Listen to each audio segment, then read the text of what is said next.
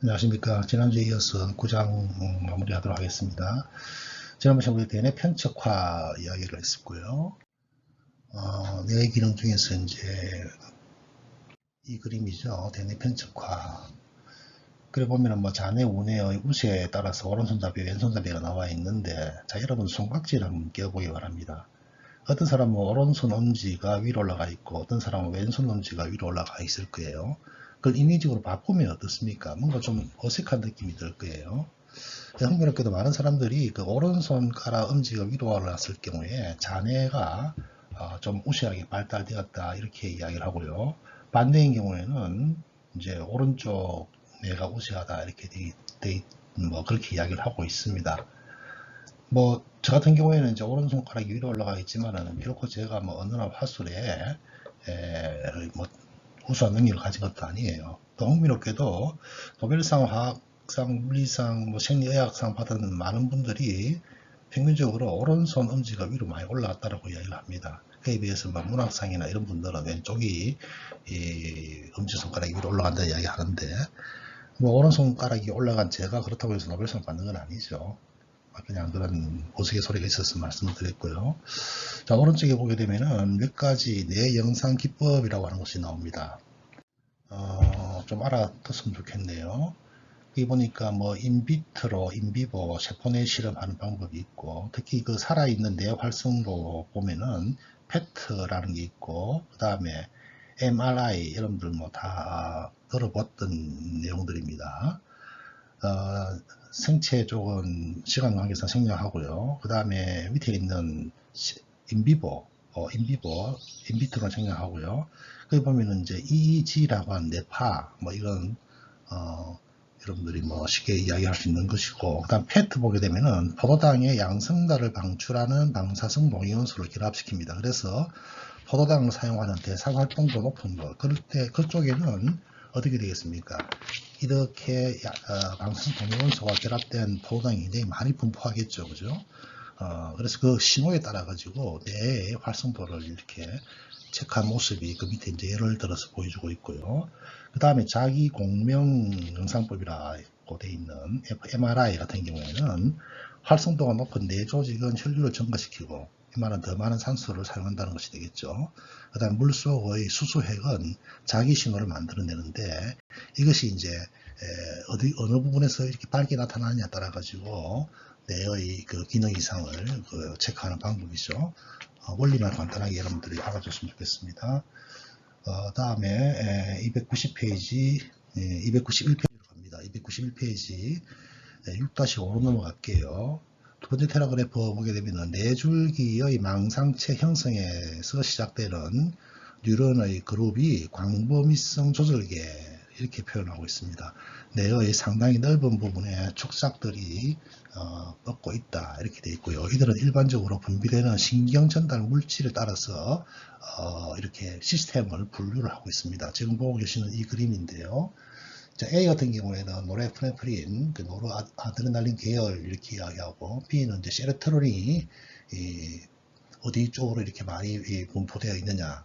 그 다음에 C는 도파민, D는 콜린계 이렇게 이제 구분을 하고 있습니다. 그래서 이것들은 뭐 우리 사람들에게 나타나는 여러 가지 주의력, 동기부여, 각성, 운동 뭐 이런 것들에 대한 영향을 다 받는 거예요. 그래서 거기에 각각의 기능과 해당 뉴런이 시작되는 곳, 그 다음에 해당 뉴런의 말단을 보면은 대뇌 전체에 광범위하게 펼쳐져 있지만은 이 각각의 조절 물질들이 작용하는 영역이 조금씩 다 다르다는 것은 그 그림에 대해서 그 그림을 보시기에 알 수 있을 것입니다.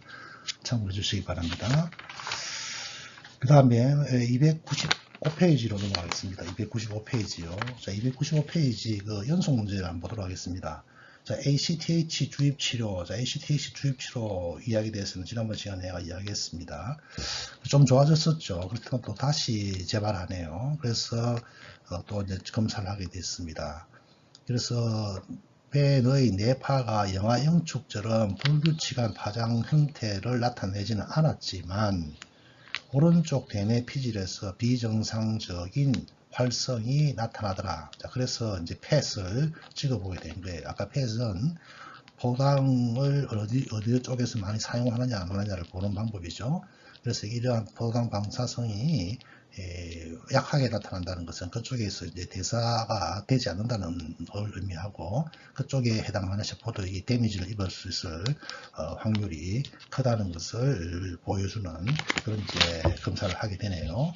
문제의 답은 여러분들이 해결할 수 있을 것이고요. 다음 297페이지 연속 문제를 한번 보도록 하겠습니다.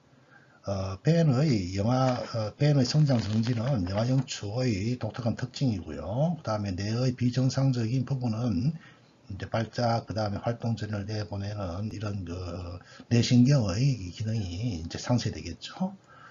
그래서 손상을 입은 뇌 부분은 정상적인 부분에도 악영향을 미쳐서 질병의 초기에 약물 복용이나 임상적 수술로 조절이 안 된다면은 뇌는 영구적으로 손상이 될 것이에요. 자, 문제를 보게 되면 뉴런의 활성화 결과로서 시냅스 연결의 변화를 시냅스 연결의 변화 주는 것, 이것을 우리가 가소성이라고 하는 단어로 정의를 내린 적이 있습니다. 교과서 내용에 해당되는 부분 여러분들이 필요하신 분 한번 읽어 보시기 바라고 다음 페이지로 넘깁니다. 299페이지 오른쪽에 보면 알츠하이머라고 하는 폴더체에 나와 있는데요. 거기 보면은 두 번째 테라그래프에 보게 되면 영어로 되어 있는 부분들이 있습니다. 베타 아밀로이드, 타우 단백질 이런 것들은 알츠하이머의 진단을 할 수 있는 표적 단백질이라는 거 여러분들이 다른 수업 시간으로 들어봤을 걸로 생각하고 있습니다. 자, 연속 문제로 갑니다. 자, 펫에 의해서 벤의 오른쪽 뇌방구에서 두 곳의 비정상적인 부위가 발견이 되어 있더라. 그래서 하나는 정두엽 부분에, 하나는 주운동 피질의 한 부분에, 그 다음에 벤의 발작을 유발하는 부위가 같은 뇌의 뇌방구에 위치하고 또한 피질에 위치하고 있기 때문에 벤은 손상된 뇌방구의 피질을 제거하는 방구 절제술 이런 수술을 받게 되네요. 어려운 수술이겠죠. 그 다음에 오른쪽 대뇌 피질의 80%를 제거했네요. 원래의 운동 피질도 남겨두어야 했으나 벤의 경우에 발작 유발 부위가 이 부위와 많은 부분이 이제 중복이 되어 있다 이렇게 되어 있습니다. 자, 문제 6, 7, 8번 특히 8번 같은 경우에 왜 벤의 우측 부분 내실 부분을 신중하게 남겨두었는가 이런 것에 대해서 여러분들이 이 교과서 이 챕터의 마지막 부분 302페이지에 나와 있는 영아 영축의 정의를 다시 정리하고 교과서에 제시된 문제들에 대해서 한 번 더 생각해보는 시간을 갖는 걸로 하고 부장은 마치도록 하겠습니다. 자, 10장으로 넘어갑니다. 조금 숨을 돌릴까요? 자, 여러분 이 그림을 한번 봐주기 바랍니다. 이 그림 혹시 본 적이 있는 분 많죠? 반고가 그린 분꽃 그림입니다. 반고는 여러분 잘 아시다시피 자기 자사가를 굉장히 많이 그렸죠. 저도 유럽 여행하면서 유럽의 곳곳에 미술관에 가면은 자화상이 많이 있는 걸 본 적이 있습니다. 왜 이 그림을 보이느냐, 이제 반고에 대한 이야기가 이 10장에서 연속 문제로 나오기 때문에 말씀을 드렸습니다.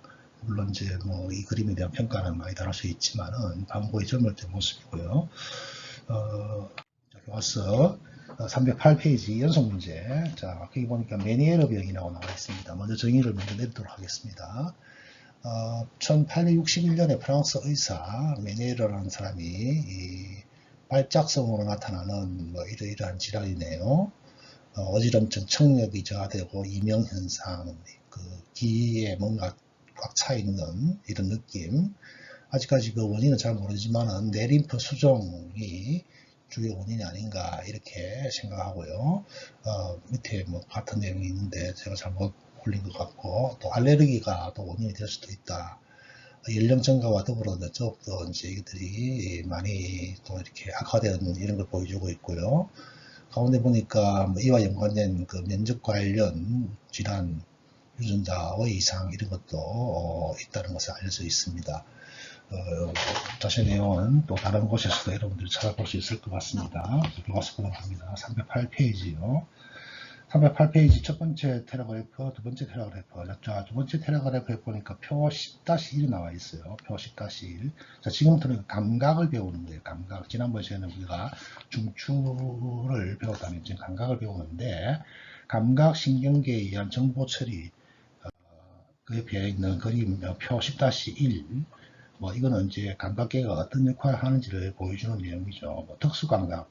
우리가 뭐, 보고, 듣고, 뭐, 맛을 느끼고, 몸의 균형을 유지하는 이런 것이 특수감각에 해당하는 것이고, 체성감각은 뭐, 근육, 그 다음에 자기 수용과 관계되는, 자기 수용이라고 하는 것은, 이다 보니까 이제 항상성 유지와 관계되는 이런 내용들이 감각, 심리학에서 다루는 내용이라는 것을 의미하는 표가 되겠습니다. 자, 세 번째 테라그래프 보게 되면 이 장에서는 주로 이제 인식의 의식 수준에 도달하는 감각들, 방금 봤던 우리가 특수 감각, 그 다음에 체성, 자, 체성이라 그러면은 접촉, 온도, 통증, 가려움, 고유 감각 등 이런 것들을 의미하네요. 그 다음에 고유 감각은 몸의 운동과 균형 유지 이런 것을 다루겠다 이런 이야기입니다. 그 다음 고유 감각 수용체에 대한 이야기도 하겠다는 이야기가 나와 있습니다. 자, 메니에르 병의 그 연수 문제를 한번 보도록 하겠습니다. 방고는 아까 앞에서 봤듯이 그 1890년에 돌아가신 그 네덜란드 출신의 프랑스 화가죠. 목사의 아들로 태어났습니다. 이분은 그 영국에서 학교 교사도 하고 벨기에에서 또 전도사도 하시고 그러다가 늦게 화가의 길로 갔죠. 많은 짝사랑에 실패한 그런 분이고 자화상으로 유명한 분입니다. 자, 1888년 12월 23일 프랑스의 반고흐, 고흐 지방 출신, 뭐 반이란 말은 어느 지역 출신을 가지고 이제 그 당시 이름을 많이 붙였습니다. 칼을 집어들었고 귀를 잘랐다. 그 지역의 의사인 펠릭스 레이는 반고흐를 이제 진찰했다. 환청이 들리더라. 그러기 위해서 귀를 잘랐다. 이제 결국 이제 반고흐가 마지막에 이제 정신병원에 가고 자살하게 되는 슬픈 그 결론이 나게 되는 거죠. 자, 역사가들은 고흐가 간질 때문에 고통받았다고 추측해 왔으나 일부 미국 신경학자들은 동의하지 않았다. 그들은 고흐가 친척들에게 쓴 절망적인 편지에 대한 내용, 그 다음 현기증, 메스꺼움, 이명 이런 것으로 아마도 메니에르 병이 아니었나 이렇게 생각한다는 거죠. 자, 그분이 아난테라고 하는 전문제 학생이에요. 주기적으로 이런 심각한 현기증, 메스꺼움 같은 증상이 반고를 자살로 몰아갈 것과 같은 동일한 질병에 의해서 나타나는 것인지 알아보기 위해서 이비인후과 의사에게 진찰을 받고자 한다. 자, 우리가 막 머리가 아프고 이러면은 또 막 어지럽고 이러면은 특히 막 어지럽고 이럴 때 소화기관 쪽에 가서 치료를 받는 경우가 많습니다. 좀 낫지 않죠. 이렇게 보면 이비인후과를 가야 돼요. 기회 이상이 있는 경우가 많기 때문에 그렇습니다. 자, 1번 감각계의 특성. 오른쪽 페이지. 자, 제목이 수용기는 특정 에너지 형태에 민감하다 이렇게 되어 있네요. 교과서 내용을 보겠습니다. 자, 수용기들은 하나의 감각 뉴런의 분지된 종말로부터 광수용기처럼 복잡하고 고도로 조직화된 세포까지 굉장히 그 다양성을 나타낸다는 것을 보여주고 있네요.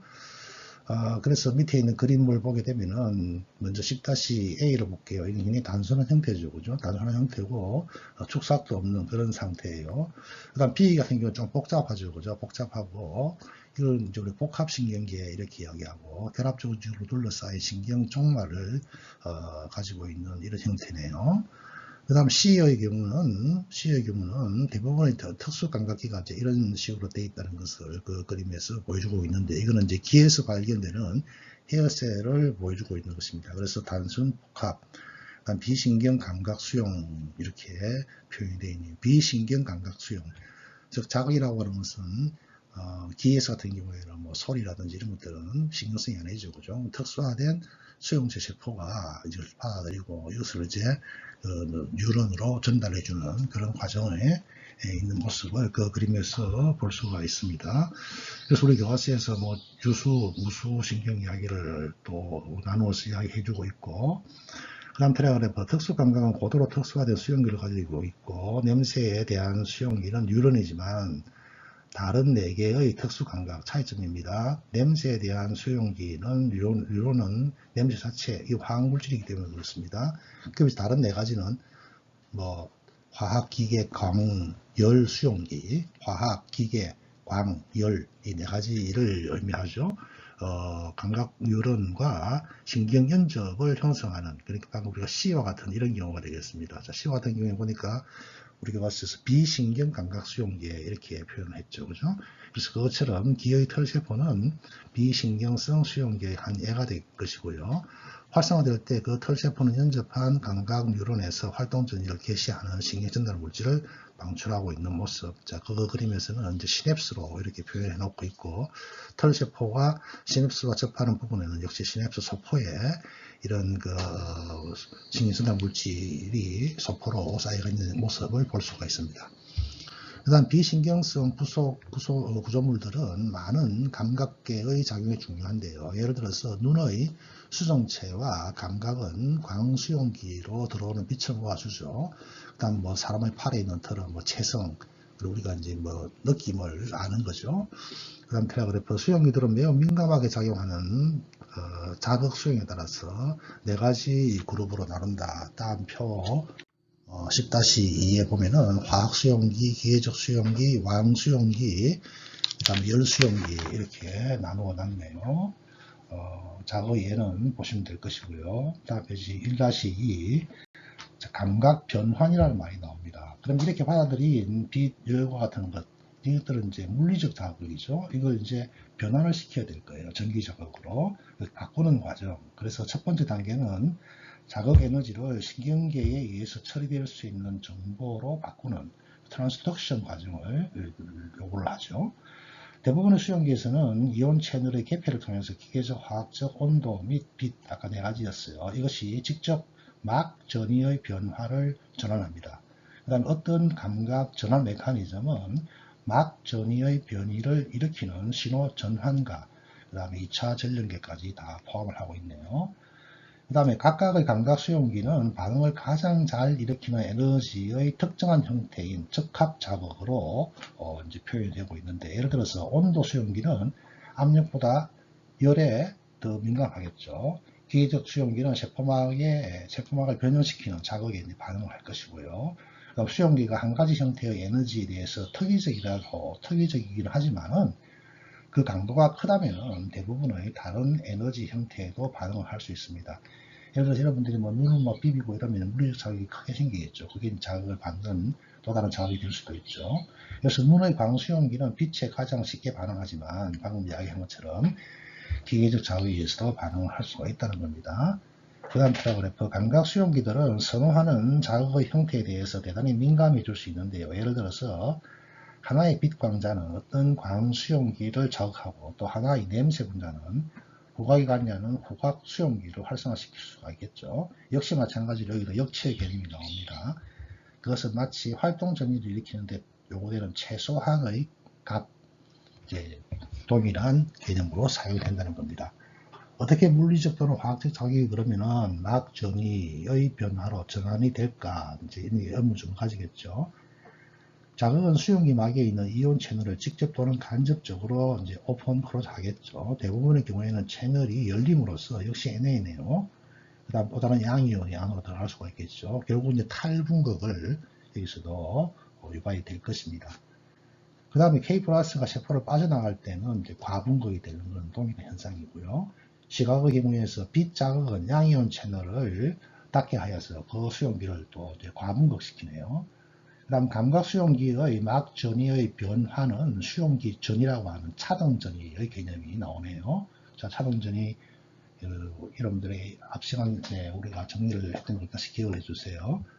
어떤 세포에서는 수용기 전이가 감각 섭리를 따라서 중추신경계로 가는 활동 전이를 일으킨다. 어떤 세포에서는 수용기 전이가 수용기 세포에 의한 신경전달 물질 분비에도 영향을 미치기도 한다. 그것은 연합 감각 뉴런에서 일어나는 전기 활성을 변경시키네요. 1-3 하나의 감각 뉴런은 하나의 수용 영역을 가지고 있어요. 수용 영역. 자, 최선 감각 뉴런과 시각 뉴런은 뉴런의 수용 영역이라고 알려진 특별한 영역 안에 전달되는 자극에 의해서 그 안에만 자극이 들어오면 그것이 활성화된다는 거죠. 예를 들어서 피부에서 촉각에 대한 민감한 뉴런은 그 수용 영역으로 분류되는 반응에 하나가 들어갈 것입니다. 가장 간단한 경우에는 하나의 수용 영역은 하나의 감각 뉴런으로 연결되는 경우, 이제 이것이 1차 감각 뉴런 이렇게 이야기하고, 그 다음에 이것은 하나의 중추신경계 뉴런과 시냅스를 이루겠고요. 그 여기서 2차 감각 뉴런, 오른쪽에 있는 2차 감각 뉴런은 1차와 2차 감각 뉴런 역시 각각 1차 뉴런과 2차 뉴런도 이렇게 이제 서로 어느 단계에 따라서 이름을 나눈다는 이야기가 되겠네요. 자, 그 다음 테라그래프 내용은 교과서 그림 오른쪽에 있는 그림을 보고 같이 보도록 합니다. 감각 뉴런의 수용 영역이라고 나와 있는데요. 자, A 같은 경우에는 수렴을 보여주고 있습니다. 그 다음 B 같은 경우에는 작은 수용 영역은 보다 민감한 부분에서 발견된다. 자, 이런 그림을 한번 봐주세요. 차이점이 뭡니까? 차이점이. 자, 자극이 들어왔어요. 자극이 들어왔는데, 피부표면 자극이 들어왔는데, 그 자극을 받아들이는 세포 1차 감각 뉴런과 또 전달되는 2차 감각 뉴런의 수적인 연결성의 차이점이 뭐냐 이거죠. 자, 먼저 2차 수용 영역의 크기는 교과서 내용을 볼게요. 왼쪽에 맨 마지막 테라그래프. 자극에 대해서 주어진 영역의 민감도를 결정하게 되는데요. 예를 들어서 촉각에 대한 민감도는 두 개의 점 식별점으로 설명할 수 있습니다. 팔과 다리 같은 피부의 어떤 부위에 두 개의 핀이 서로 20mm 안에 있으면 뇌는 하나의 핀이 찌른 것처럼 이제 해석한다는 것이죠. 두 개가 자극이 들어왔는데, 그래서 이러한 영역들은 많은 1차 뉴런들은 하나의 2차 뉴런으로 수렴되기 때문에 그렇다는 거죠. 자극이 분명히 들어왔는데 하나밖에 안 느낀다는 것은 한쪽으로 모인다는 거예요. 그것을 설명해 주는 그림이 지금 보고 계시는 그림의 A 그림이 되겠습니다. 그래서 서로 다른 자극이 왔는데도 불구하고 1차 뉴런이 어떻게 됩니까? 2차 감각 뉴런으로 다 모인다는 거죠. 그러다 보니까 하나의 자극처럼 우리가 인식을 한다는 겁니다. 그러면 B는 이제 그거보다 좀 그거와 다른 경우가 되겠죠. 자, B 그림 같은 경우에 우리 교과서 손가락 끝과 같이 보다 민감한 부분 1차 감각 뉴런과 2차 감각 뉴런이 1대1 관계로 이렇게 있을 경우에는 서로 각각 다른 자극을 각각 다른 2차 감각 뉴런으로 인식한다는 거예요. 그래서 우리가 자극이 둔감한 영역일수록 어떻게 된다는 거예요? 수용 영역이 넓다는 거죠. 그래서 마치 하나의 자극처럼 우리가 받아들인다 이런 이야기가 되겠습니다. 그래서 우리가 2점 식별이라고 하는 것이 2mm 정도의 간격 이렇게 이야기를 합니다. 우리 특히 이제 우리 엘리베이터를 타게 보면은 맹인을 위한 그 점자가 있죠, 그죠? 이 점자가 바로 이 원리를 이용하는 거예요. 이게 너무 가까이 있거나 멀리 있거나 이러면은 하나의 자극인지 두 개의 자극인지 몰라요. 그래서 손가락 끝을 이용해서 최소한 이 두 개가 서로 다른 자극을 느낄 수 있을 만큼의 거리를 두어서 점자를 이렇게 만들게끔 하고 있죠. 자, 오른쪽 페이지 1-4 중추신경계는 감각 정보를 통합한다. 자, 다음 페이지 피거 10-3으로 가서 보도록 하겠습니다. 이 P-3 뭐 1번, 2번, 3번 뭐 중추신경으로 가는 이런 모습들입니다. 생략하겠습니다. 형성 문제를 갑니다. 19세기 프랑스 외과 의사 메니에르, 아까 제가 말씀드렸죠. 메니에르라는 사람 이름을 따서 명명된 병이고요. 뇌에 체액이 고이면서 발병한다. 아까 우리가 정의를 내렸듯이 뇌림프 수종. 자, 이러한 메니에르 병의 증상은 현기증으로 인한 일시적 발작, 고심, 그리고 청력 상실을 수반하는 이명현상, 기의 충만감 이런 것들이 종종 있네요. 평형에 관한 감각 정보는 뇌의 어느 부분에서 처리되는가? 손에서 다 여러분들이 처리된다는 것은 알고 있죠. 1-5 암호화와 처리 과정은 자극 특성을 구별한다. 자, 오른쪽 페이지 313페이지 세 번째 테라그래프 볼드체로 있는 측면 억제 부분만 짚고 넘어가도록 하겠습니다. 이 그림이 측면 억제를 이야기해주는 그림입니다. 이 그림을 보면서 같이 봤으면 좋겠습니다. 자, 측면 억제, 활성화된 수용 영역과 그것들의 불활성 인접 부위 간의 대조를 증가시키는 측면 억제라는 말이 나와 있네요. 그럼 왜 이것이 필요한가에 대한 생각을 해봐야 되겠죠. 이것은 자극의 위치를 분리시키는 또 다른 방법인데, 자, 이 그림을 한번 봐주기 바랍니다. 이 그림 보게 되면은 핀이 왔어요. 핀이 오게 되면은 그 핀 자극과 연관된 부분에 1차 감각 뉴런이 예를 들어서 5개 있다 생각합시다. 5개 있어요. 근데 그것이 이제 핀과 제일 가까이 있는 B가 제일 큰 자극을 받아들이겠고, 그 다음에 A와 C는 그 자극이 좀 약하겠죠. 약하게 되겠죠. 그죠? 그렇지만 그 작은 약학은 2차 뉴런에서 받아들이지만은 3차 뉴런으로 가지는 않고, 오히려 1차 제일 강한 자극을 받은 B가 어떻게 한다는 거예요? 2차 뉴런에 있는 자극을 차단시켜 주는 거예요. 그러므로 해서 B 부분에서 나오는 자극만 인지하도록 해주는 것이죠. 즉 다시 말해서 그 옆에 생기는 측면에서 생기는 자극을 억제한다 이런 이야기들입니다. 그래서 측면 부위의 억제 이것은 결국은 자극의 자극을 느끼는 것을 더욱더 우리가 잘 하게 하기 위한 방법이다. 그렇게 생각하면 되겠습니다. 그래서 피부가 핀에 찔리면은 3개의 1차 감각 뉴런이 활성화되고, 이 그림의 예를 가지고 이야기합니다. 각각의 감각 뉴런은 그것과 상응하는 2차 뉴런으로 신경전달 물질을 방출하겠죠. 자, 그렇지만은 3개의 2차 뉴런들은 모두 같은 방식으로 반응하지 않습니다. 자극이 가장 가까이 있는, 그러니까 우리 이 그림을 봐서는 B였어요. 그것에 대해서 측면에 있는 것들은 오히려 B가 이 자극을 억제시킨다는 거죠. 반면에 그 자극은 약화되며 동시에 간섭이 없이 자신의 경로로 진행을 하여서 하나의 자극에 대한 지각을 강화시키는 그런 과정이다. 이렇게 생각을 하면 될 것입니다. 다음 페이지요. 다음 페이지 방금 이제 10-5 그림을 봤고요. 자, 오른쪽 페이지 10-6 그림을 한번 보도록 합니다. 자, 10-6 그림은 자극 강도와 지속 시간에 관계되는 것을 보여주고 있습니다. 자극이 길고 강할수록 결론은 뭐 똑같죠. 많은 신경 전달 물질을 분비한다는 걸 보여주는 것입니다. 자, 1번 위에 있는 초록색요. 자, 그럼 당연히 이제 2번으로 가서 이것이 자극이 보다 길고 강한 자극이 오게 되면은 2번처럼 유발 영역에서 이것들이 통합되는 형식을 보여주게 되겠고, 활동 빈도가 더 많이 나타나는 그런 현상을 보여주는 거죠. 그럼 결국은 신경전달 물질이 방출이 증가되는 거, 어떻게 보면 당연한 이야기입니다.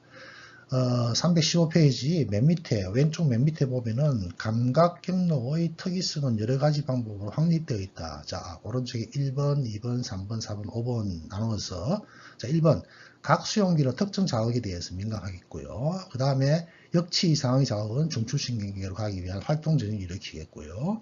세 번째, 자극 강도와 지속 시간은 중추신경계에 도달하는 활동 전이의 패턴으로 암호화가 되어서 전달될 것이고요. 뭐 4번, 5번 여러분들 읽어보시면 쉽게 이해되는 내용들입니다. 이걸로 이번 시간 마치도록 하겠습니다. 수고하셨습니다.